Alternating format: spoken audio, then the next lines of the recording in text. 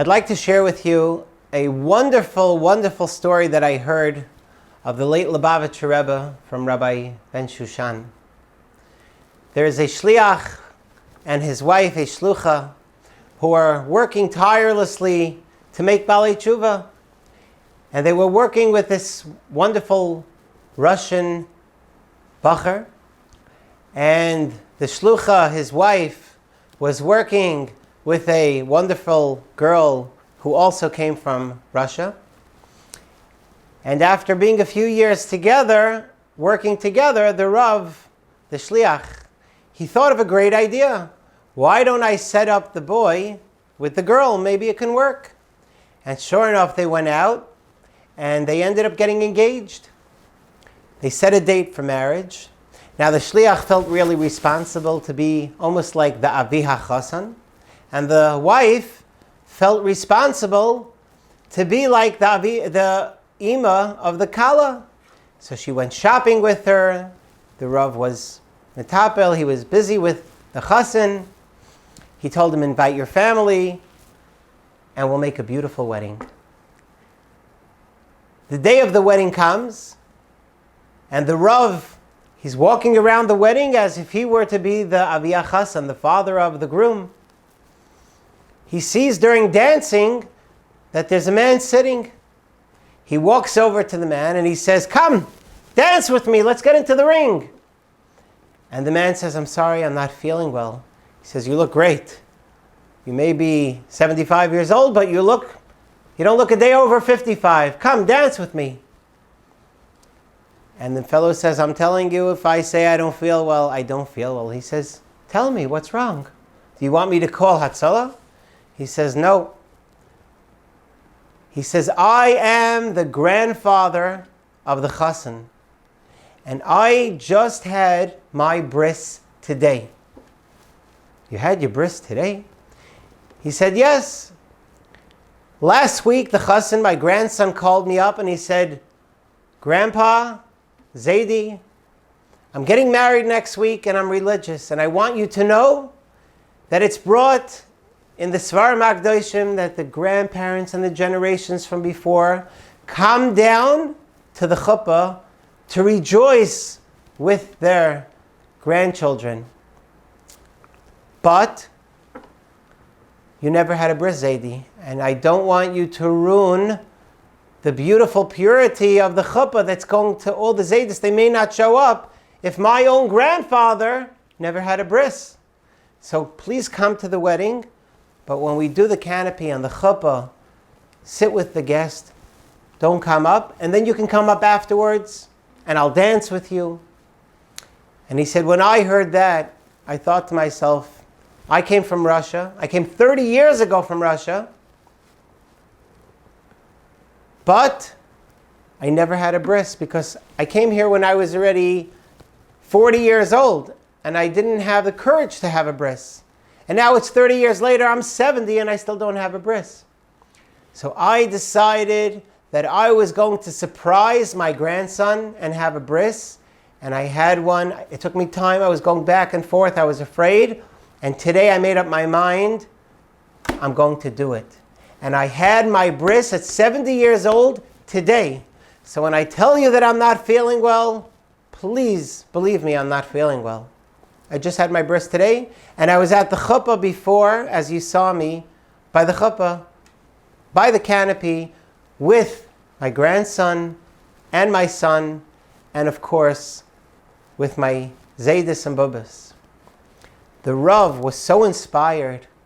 The Rav, you hear people do amazing things. We give tzedakah, we fast, we help other people.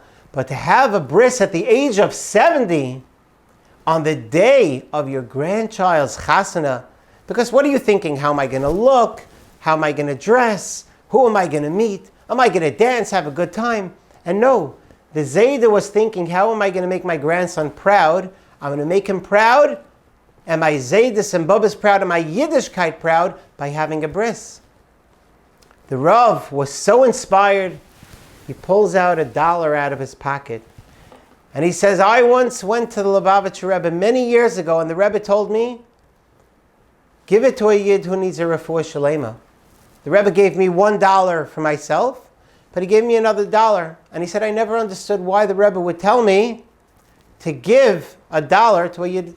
But he says, I'd seen no one else who's more befitting than receiving this $1 for a refuah shlema than someone like yourself who had a bris on the day of his grandson's wedding, just to be part of the Jewish nation, to make his grandson proud, but not just to be proud, to be Yiddish nachas proud.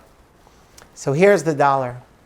And as soon as he gives it to the zeidy, Reb Wolf, he starts to cry. And the Rav says, I don't understand, why are you crying? You're at your grandson's wedding. You should be besimcha. And I'm giving you $1 of the Lubavitcher Rebbe, you should be besimcha. It's a shmira. And the zeidy, Reb Wolf, says, you don't understand. 30 years ago, when I came from Russia, my brother-in-law picks me up at JFK Airport and tells me, it's Sunday, the Lubavitcher Rebbe is giving out dollars. Come with me. I want to go to get $1. You just came to America. This will be your first sightseeing that you'll get $1. So I go to 770 Eastern Parkway, where everyone knows the Rebbe gave the dollars. And I wait my turn in line. And when I come to the Rebbe gives me $1. And the Rebbe looks at me and says, where are you from?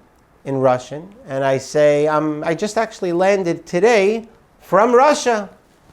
So the Rebbe turns to me and says, Reb Wolf, did you have a bris? And he said, no, I'm a tenik shenishba. I never had a bris. So the Rebbe says, when you have a bris, come back to me, I'll give you another $1. And of course I pushed it off and I forgot about it. I never did it, and it's 30 years and the Rebbe's not here. But I had my bris today, and you came to me today, right now, and you gave me $1 from the Rebbe who had given it to you many years ago. How amazing it is. The Rebbe promised me that when I will have a bris, I'll get the $1, and I had the bris today, and you gave me the $1. What amazing hashgacha. What amazing how it comes together from the Lubavitcher Rebbe giving the $1 and encouraging the bris, to this grandson becoming from by a shliach who had this $1 for many years in his pocket, waiting for the right moment, and then giving it to the right person, making everything come full circle. We never know what we do and for whom we do it and why we do it. But it's so interesting to always know perspective. And the perspective is we do things that we don't always understand. We do it because it's the Ratzon Hashem. We do it because it's the right thing to do. Sometimes our parents tell us something and we don't always understand. Sometimes our wife, our husband tells us and we don't understand. Sometimes our Rav tells us and we don't always understand. But we have to know that if it's the Ratzon Hashem, we have to do it. And maybe we will understand at a later date. Maybe it will affect 2 generations later.